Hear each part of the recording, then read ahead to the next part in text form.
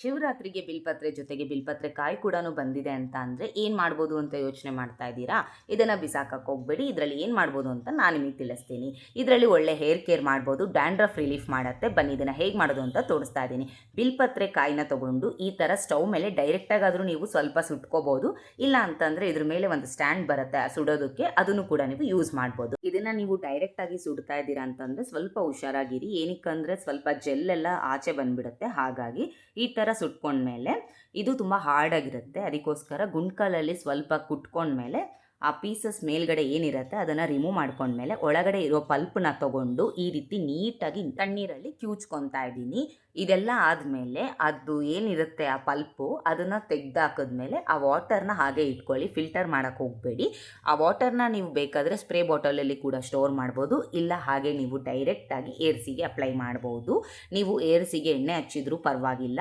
ಇದನ್ನು ಅಪ್ಲೈ ಮಾಡಿ ಒಂದು 15 to 20 ಮಿನಿಟ್ಸ್ ಆದಮೇಲೆ ಏರ್ ವಾಶ್ ಮಾಡಿ. ಸೊ ಡ್ಯಾಂಡ್ರಫ್ ಇದ್ದರೆ ಕಮ್ಮಿ ಆಗುತ್ತೆ. ಈ ಥರ ನನ್ನ ಫ್ರೆಂಡ್ ಅವರ ಅಜ್ಜಿ ಪ್ರತಿ ಶಿವರಾತ್ರಿಗೂ ಬಿಲ್ಪತ್ರೆ ತಂದಾಗ ಆ ಒಂದು ಕಾಯಲ್ಲಿ ಈ ಥರ ಮಾಡ್ತಿದ್ರಂತೆ. ಸೊ ಈ ಟಿಪ್ ನಿಮಗೂ ಕೂಡ ಶೇರ್ ಮಾಡಿದ್ದೀನಿ. ಇಷ್ಟ ಆದರೆ ತಪ್ಪದೆ ಲೈಕ್ ಮಾಡಿ. ಮತ್ತೊಂದು ಹೊಸ ವ್ಲಾಗ್ಸಲ್ಲಿ ಸಿಗೋಣ. Thank you for watching. Bye.